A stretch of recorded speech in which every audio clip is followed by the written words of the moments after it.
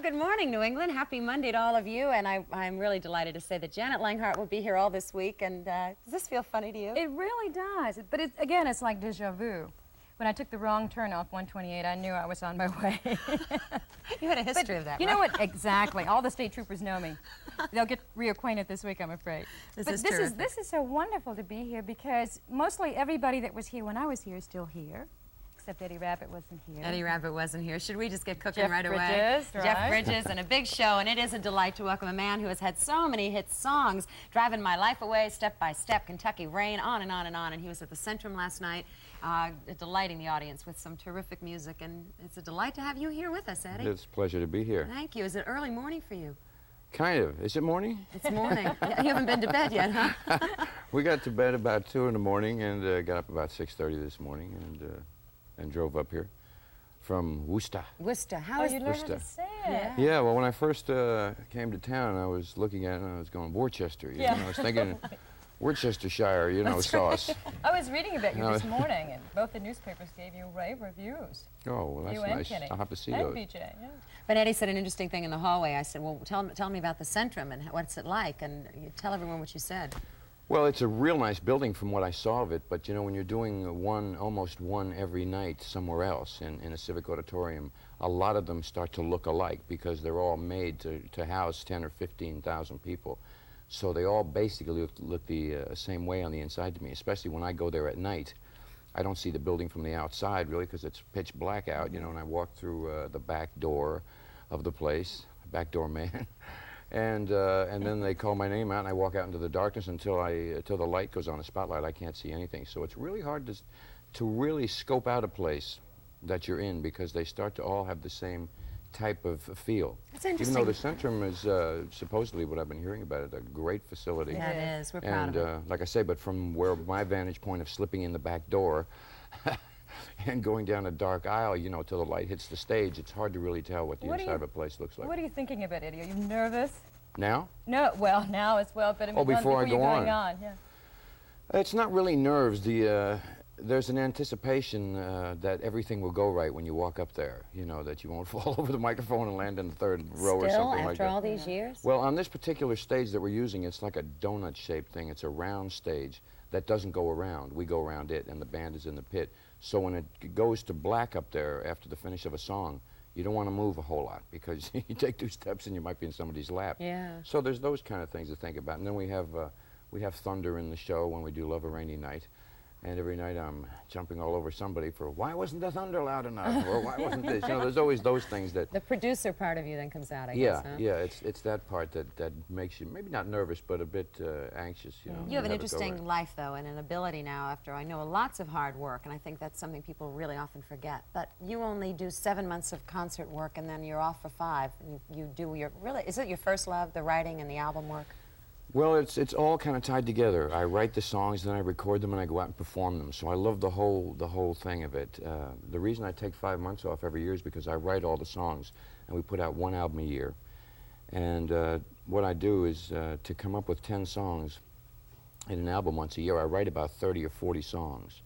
And then I cut about 15 songs, and then we cull 10 out of that.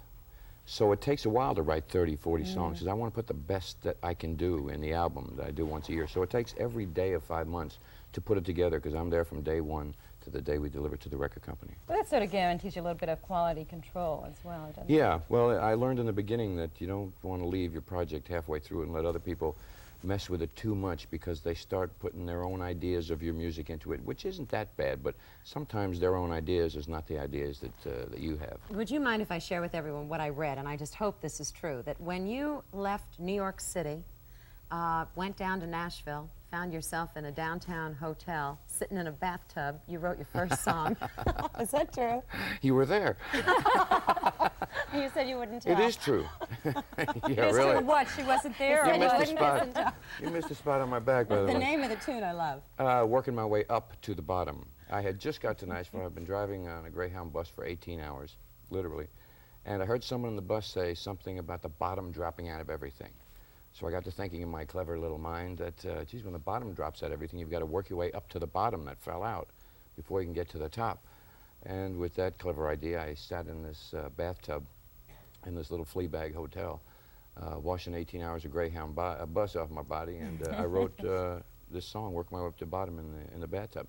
I took it around a couple of days later to some knocking on doors. I started knocking on the doors, and someone liked the song. Anyway, about a week later, it was cut by Roy Drusky, a well-known country artist, and it blew my mind. I thought that was it. I just sit in the tub every day, write songs, and drive home 6 months later with a truck full of gold. But that's not the way it happened. No, it really is a tough way to go down there. People was don't a realize lucky how shot. competitive that area in Nashville is.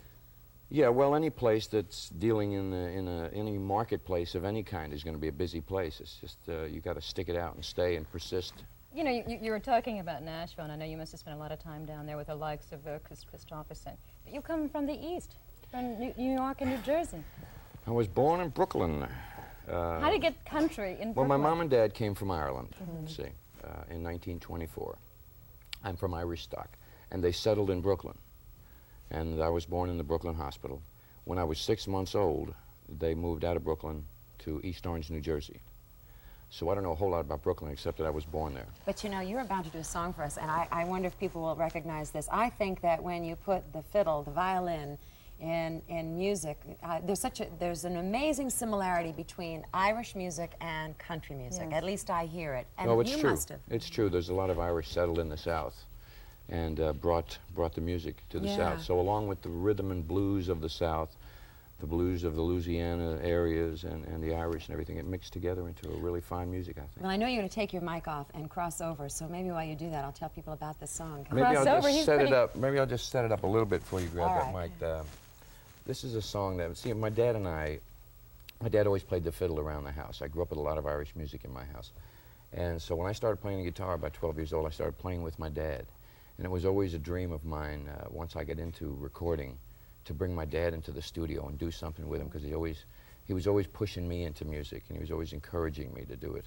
And I thought one beautiful thing that I could do, if a son could ever do anything for his father to pay him back, then I said, one day I'm going to put one of his tunes in one of my albums. So I wrote a little song to bring my dad in the studio, and I had him play this Irish jig at the end of the song. And we were all very proud and happy about it. It's called Song of Ireland. Song of Ireland. it?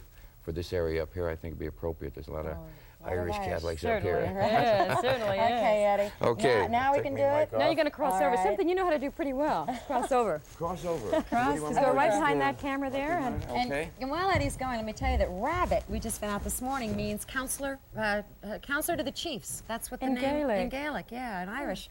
All right, Eddie Rabbitt, who entertained a lot of you, I'm sure, who are watching now at the Centrum last night, and right now, something very special to him, Song of Ireland.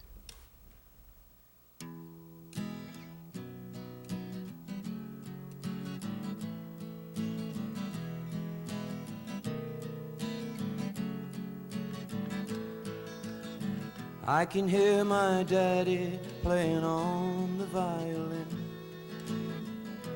jigs and reels that he brought from Ireland. And I'm the firstborn in America, my friend.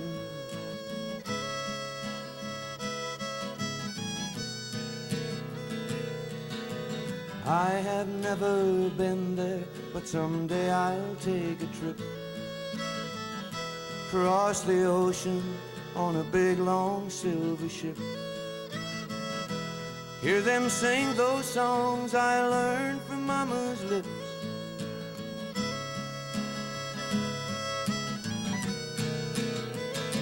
And I just close my eyes and I can almost see those shamrock hills and those 40 shades of green, and the roots that tie me to a land I've never known are calling me home, are calling me home,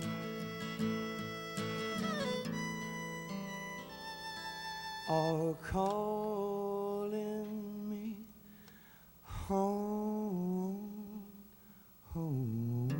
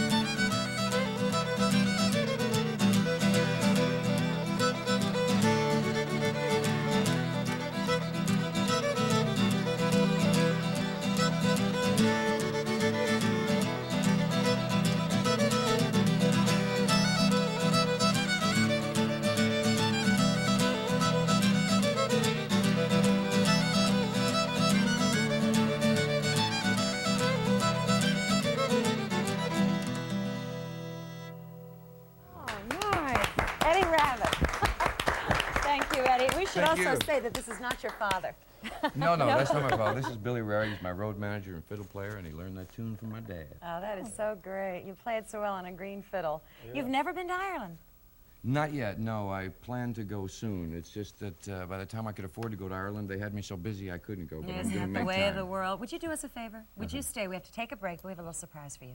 Would you stay with us? Sure I will. We'll be right back with Eddie Rabbitt. I think we have Eddie Rabbitt joining us. Trek here. Jeff, you've met Eddie? Sure, Did yeah, you we just earlier? met. Beam Did me you? up, Jeff. That's it. Beam You know me what, up. Jeff? I will not do this, but right below your knees, there's a What's that? microphone. If you Uh-oh. I'm going to put it on Eddie. Watch, all right. Oh, I thought maybe he did the whole interview without a Without a microphone. mic? No. Wait a second, is this the right end? Okay, guys, got you. Gonna put a mic on you. We have a little surprise for you. You do? Is This it is all a right? special day for Eddie. This is tomorrow's Eddie's birthday and anniversary. So, ready? All right. Happy birthday to you. We should let him sing. Happy birthday to To you. you. Happy birthday, dear Eddie. Happy birthday to you. We spared no expense, that's that nice. cake. Thank you. Can I blow the candle out? Would you You have please? to make a wish first. I do? Yeah. Okay. Got it? Yay! It was supposed to have been here Thank earlier. you. They really should have Thank had me bring it because I understand it was stuck in a cab in No, traffic. you would have been taking the wrong turn on 128. You would never have gotten here. Thank you, that's You awful can't be nice. home, though, for your anniversary, right? No, this is the first year, actually, that I haven't been home. What we did is we took 23 of these dates that we're doing with Kenny, along with my own Kenny dates. Rogers, yeah. And they were routed so well, and we have a new album out, that I asked my wife, I said, could we just push the anniversary a few days so I can just take advantage She was of nice this enough tour. to say all right, huh? And she was nice enough to say, Okay. okay, and I'm going to make it really worth her while when I go home. have- She'll make it mine. We have two star men here. We do, yes. Thank you, Jeff, very much for being with us. Thank you, Eddie.